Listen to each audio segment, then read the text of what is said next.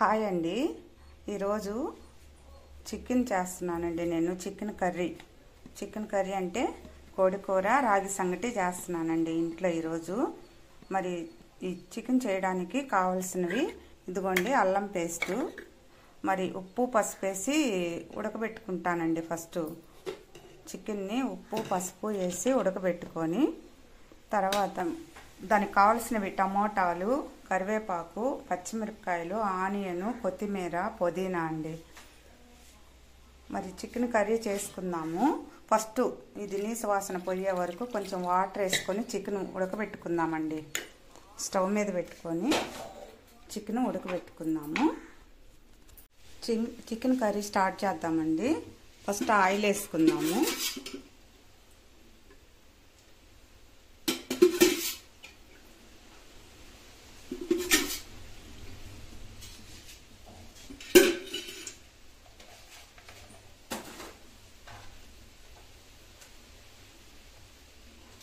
Oil వేడైన తర్వాత యాలక్కాయలు వేడైన తర్వాత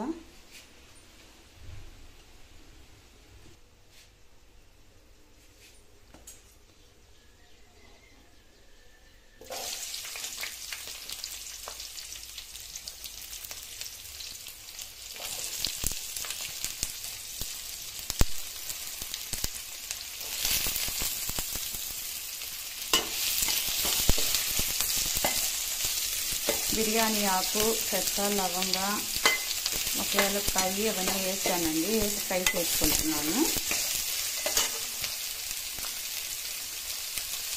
కరివేపాకు, పచ్చిమిరపకాయలు,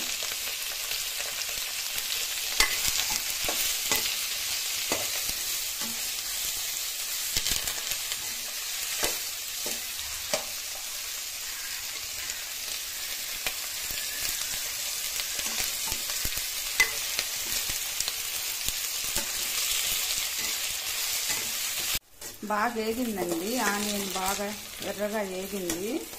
ఇప్పుడు అల్లం పేస్ట్ వేసుకున్నాము. అల్లం పేస్టు పచ్చివాసన పోయే వరకు బాగా ఫ్రై చేసుకోవాలండి. 2 స్పూన్లు వేసాను. బాగా వేయించాలండి, అడుగంటకుండా బాగా ఎర్రగా వేగితే అప్పుడు చికెన్ కర్రీ బాగా టేస్ట్ వస్తుంది. బాగా ఫ్రై అయిందండి అల్లం పేస్టు. ఇప్పుడు టమాటా వేసుకుందాం.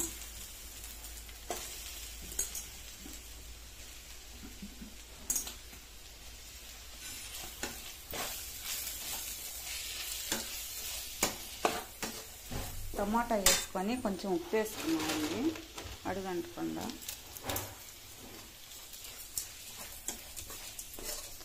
బాగా ఫ్రై అవ్వాలండి. టమోటా బాగా మగ్గిందండి, ఫ్రై అయిపోయింది బాగా. ఇప్పుడు చికెన్ వేసుకుందాం దీంట్లో.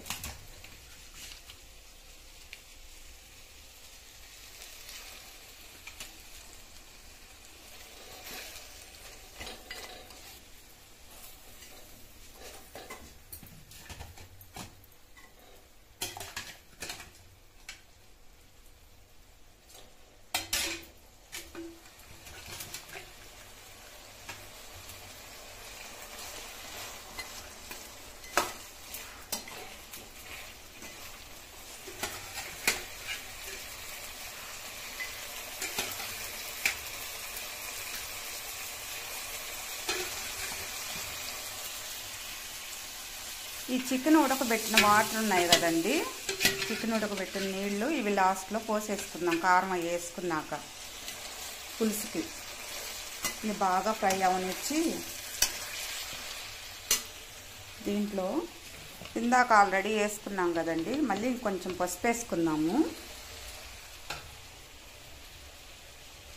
2 స్పూన్ల కారం,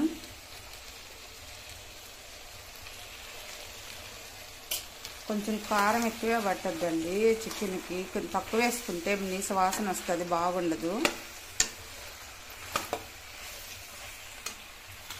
ధనియాల పౌడర్ అండి, నేను ధనియాలు వేయించుకొని పౌడర్ చేసి పెట్టుకుంటాను. ధనియాల పౌడర్ వేసుకుందామండి.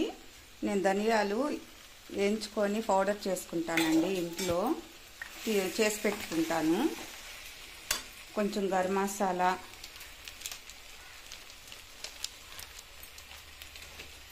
కొంచెం చికెన్ మసాలా,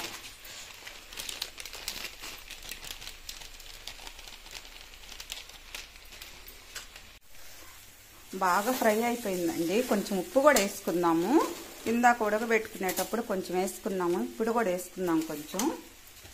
చూడండి, ఇవి ఉడకబెట్టినప్పుడు వచ్చిన వాటర్ అండి. ఈ వాటర్ కూడా చికెన్లో పోసేసుకున్నాము. ఉడకబెట్టిన వాటరే పోసుకుంటే బాగుంటుందండి చికెన్లో. ఇంకంతేనండి, చికెన్ అయిపోయింది. ఇప్పుడు రాగి సంగటి చేయాలి. రాగి సంగటి చేస్తున్నానండి. ఒక గ్లాసులో కొంచెం బియ్యం తీసుకున్నాను. గ్లాసు నిండా కూడా తీసుకోలేదు. ఇవి బాగా కడిగి ఒక 2-3 సార్లు శుభ్రంగా ఎసురు పెట్టుకోవాలండి.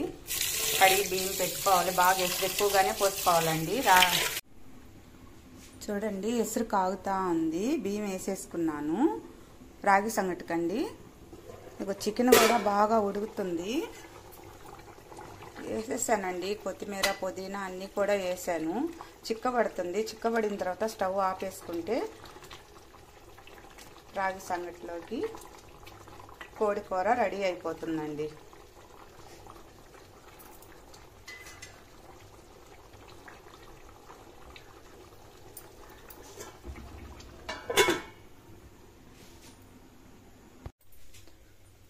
అన్నం బాగా ఉడికిపోయిందండి మెత్తగా. మేము రాగి సంగటికి ఈ తెడ్డని చేయించుకున్నామండి. పిండి వేసుకుంటున్నామండి.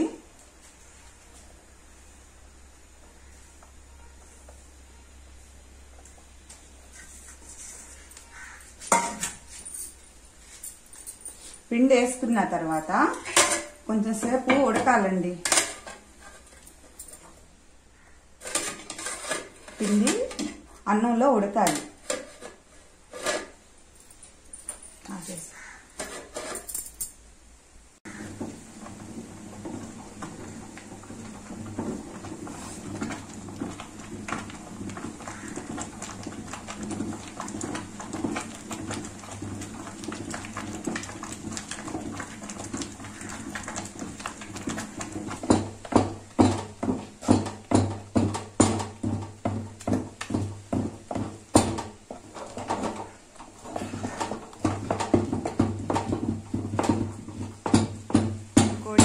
రాగి సంగటి రెడీ అండి.